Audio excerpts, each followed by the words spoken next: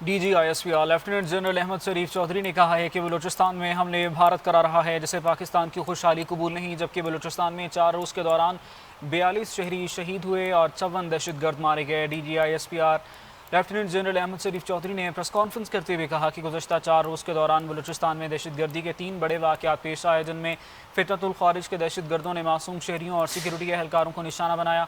DGISPR के मुताबिक ज़ियारत, मंगी डैम, कोयटा और पंपिंग स्टेशन और दीगर इलाकों में होने वाले हमलों के बाद सिक्योरिटी फोर्सेज और पुलिस ने मुअस्सर जवाबी कार्रवाइयाँ की, जिनमें मजमूई तौर पर 54 दहशतगर्द हलाक किए गए, जबकि ज़ियारत में दहशतगर्द 15 लाशें छोड़कर फरार हो गए। उन्होंने बताया कि ज़ियारत में शहीद होने वाले तमाम पुलिस एहलकार मकामी थे और उन्होंने बहादुरी से मुकाबला किया। गुज़श्ता 3 ऑपरेशंस के दौरान 42 जवानों ने जामे शहादत नोश किया। इस वक्त हमें ज्वाइन कर रहे हैं दिफाई तज्ज़ियाकार ब्रिगेडियर रिटायर्ड अशफाक हसन साहब। अशफाक हसन साहब, बहुत शुक्रिया आपके वक्त का। DGISPR ने आज दो टोक अल्फाज में कहा और बताया कि कोई माई का लाल भी रियासत पाकिस्तान की जानिब मैली आंख से देख नहीं सकता या डरा या धमका नहीं सकता, और दूसरी जानिब जिस तरह से भारत इस तमाम तर कार्रवाइयों में मुलविस है और अफगानिस्तान के साथ मिलकर ये सब कुछ करवा रहा है, आज की DGISPR की प्रेस कॉन्फ्रेंस को किस तरह से देखते हैं आप? जी, थैंक यू वेरी मच। सबसे पहले तो मैं सैल्यूट पेश करना चाहता हूँ शोधा को और शोधा की फैमिलीज को, जिन्होंने अपने खून का नजराना दे के इस वतन की मिट्टी की आबियारी कर रहे हैं और डेली बेसिस पे कर रहे हैं, और इन्हीं के खून पे, इन्हीं की कुर्बानियों से आज पाकिस्तान खड़ा हुआ है। और इंशाअल्लाह इसी खून से जो ऑक्सीजन मिलती है सिक्योरिटी फोर्सेस को और अवाम को, वही ऑक्सीजन इंशाअल्लाह हमें इनके गलों तक ले जाएगी, दहशत गर्दों के, और इनके गले काट के हम उनको पैगाम देंगे कि पाकिस्तान आपके साथ क्या कर सकता है। जी। DGISPR साहब का बड़ा वाज़ेह पैगाम है, उसको बहुत पहले भी काफ़ी दफ़ा रिपीट किया जा सकता है, और मैं इसको कोरिलेट करना चाहता हूँ फील्ड मार्शल साहब का जो बहुत लाउड एंड क्लियर मैसेज दिया था उन्होंने ओवरसीज कॉन्फ्रेंस में, कि ये कुछ हजार लुटेरे और दहशतगर्द ये क्या समझते हैं पाकिस्तान की गैरतमंद अवाम और मुसल्लह फौज को शिकस्त दे के क्या वो पाकिस्तान को हमसे छीन लेंगे? नो वे। जी। इंडिया को समझ लेना चाहिए, जो इनका बाप है, आका है, ड्राइवर है, और इनको भी समझ लेना चाहिए कि उसकी जो हालत मई में हमने की थी और ढोल चटाई थी कुछ ही दिनों में, तो ये उसके जो हरकारें हैं और उनकी प्रॉक्सीज हैं, ये भी पाकिस्तान की अवाम और पाकिस्तान फौज के सामने कोई हकीकत नहीं रही। पाकिस्तान के अवाम को कहना चाहता हूँ कि ये होता है, जब आप कामयाबियां समेटते हैं तो आपके ऊपर दुश्मन हमलावर होता है ताकि आपकी सिक्योरिटी फोर्सेस की अटेंशन को डाइवर्ट कर सके। अभी कश्मीर में जो इन्होंने एक काम शुरू करवाया हुआ है अपने एजेंटों के थ्रू, उधर से हमारी अटेंशन को डाइवर्ट करने के लिए हम मिलिट्री लैंग्वेज में इसको कहते हैं सप्लीमेंट्री एफर्ट। तो ये सप्लीमेंट्री एफर्ट्स लॉन्च किए हैं बलूचिस्तान के बीच में, ताकि एक तो हमारी अटेंशन डाइवर्ट हो और दूसरा हमारा ध्यान कई जानब मबजूल करवा लें, हमारे रिसोर्सेस हमारे जो हैं वो भी डाइवर्ट करवा दें, ताकि जो इनकी एक्चुअल मेन एफर्ट है कश्मीर में उसको आगे बढ़ाया जा सके। तो हम समझते हैं सब कुछ, और अल्हम्दुलिल्लाह पाकिस्तान के फौज भी समझती हैं, सिक्योरिटी फोर्सेस भी और अवाम भी सबको समझते हैं। इनको इनके मकसद में कामयाब नहीं होने देंगे। साथ में इंटरनेशनल कम्युनिटी को एक पैगाम देना चाहता हूँ कि पाकिस्तान की बहुत कुर्बानियां इंटरनेशनल कम्युनिटी के लिए, और हाल ही में जो पाकिस्तान ने अपना सीना पेश किया, ईरान अमेरिका वार को रुकवाने के लिए अपने रिसोर्स पेश किए और अपना खून पसीना बहाया रात दिन, वो दुनिया की तारीख में अनमिट है और मिटाया भी नहीं जा सकता। तो उसको भी मद्देनजर रखें, और जो भारत कर रहा है पाकिस्तान के अंदर ये खेल खेल रहा है, कोई भारत को भी लगाम दें इंटरनेशनल लेवल पे। ऑलरेडी भारत को ये रुतबा मिल चुका है कि वो एक दुनिया के बीच में, तो ये उसकी खुली मिसालें हैं। तो पाकिस्तान को दरवाजे ना करने चाहिए। हमारी आवाज अभी सुनी भी जा रही है, हमें देखा भी जा रहा है, और हमारे लिए लोगों के दुनिया के जज्बात भी हैं। तो मिलजुल के एफर्ट करेंगे पाकिस्तान सोसाइटी के और सारे पाकिस्तान के जितने ऑर्गन हैं, जिसमें सिक्योरिटी फोर्सेस हैं, आवाम है, एकेडेमिया है, मीडिया है, ये सारे मिलके चलें और उसके साथ अपना एक्सटीरियर मनोवर जो उसको स्ट्रॉन्ग करें और दुनिया को बताएं। तो इंशाअल्लाह ताला ये हमारे हौसले नहीं तोड़ सकते, इनको खत्म करके दम देंगे। मिगेल साहब, जैसे कि आपने भी बात की पाकिस्तान के किरदार की, जो कि पीस मेकिंग में पाकिस्तान ने भरपूर किरदार अदा किया है, इस सब में भारत और इजराइल इन दोनों का गठजोड़ भी हम सभी जानते हैं। जिस तरह से जाकर वहाँ पर बयानात सामने आए, रिसेंटली भी नेतन्याहू का बयान सामने आया, फिर मदरलैंड फादरलैंड्स की बातें हो रही हैं, एक भरपूर भाईचारा चल रहा है। इसमें ये जो दहशतगर्दी हो रही है अफगानिस्तान की जानिब से, फिर उनको ड्रोन्स फराहम किए जा रहे हैं, मुहैया किए जा रहे हैं अफगानिस्तान में, ताकि भरपूर जदीद तरीके से वो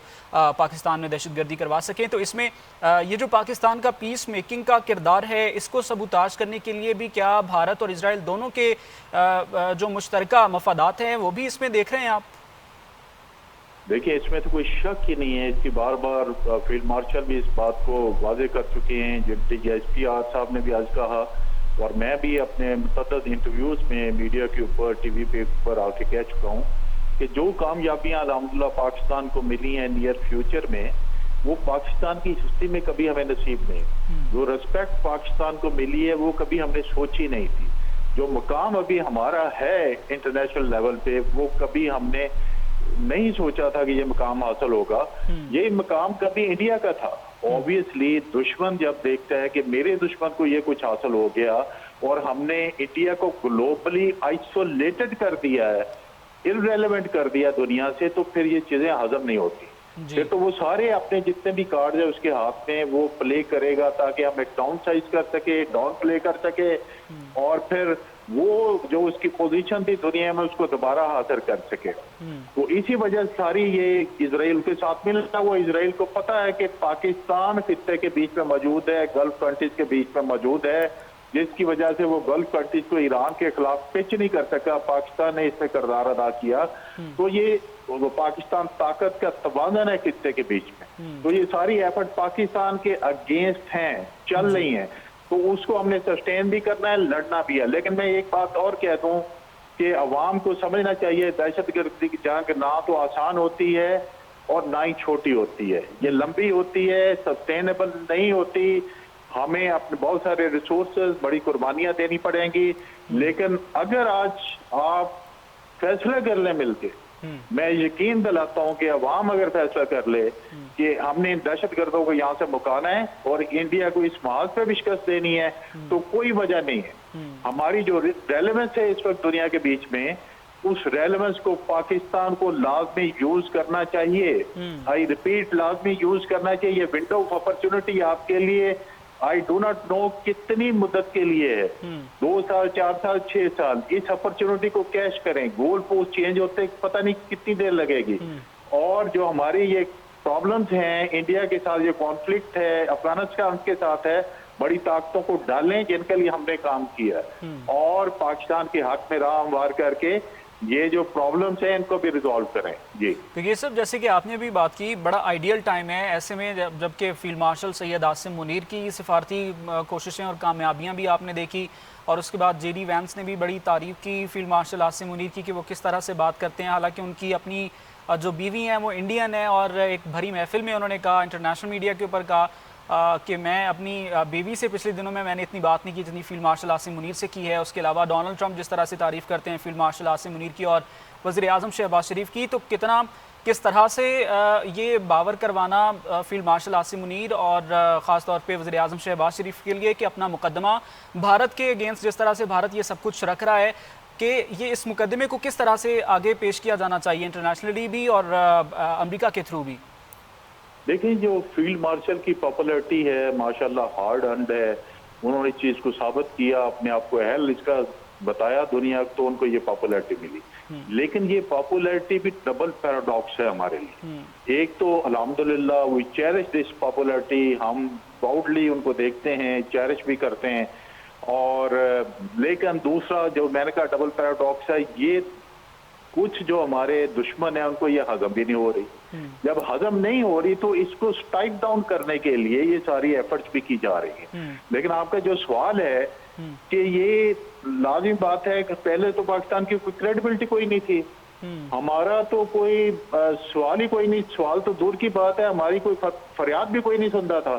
अब भी माशाल्लाह फील्ड मार्शल की क्रेडिबिलिटी इतनी है कि दुनिया को यकीन है जो वो कहें कि वो ठीक कह रहे हैं। तभी मैंने कहा this window of opportunity must be exploited. सही। जितनी भी मुद्दत के लिए फील्ड मार्शल का मकाम है, उनको सुना जाता है, इज्जत दी जाती है, उनका नाम लिया जाता है सही। और उनकी क्रेडिबिलिटी, इस क्रेडिबिलिटी को पाकिस्तान के लिए कैश करेंगे वो, इंशाल्लाह जरूर करेंगे। मैं उनको जाती तौर पे जानता हूँ, बड़ी अच्छी तरह जानता हूँ, वो पाकिस्तान के दिल रात सही। अल्हम्दुलिल्लाह इस मूव के ऊपर हैं और इस पे काबू पा के दम लेंगे।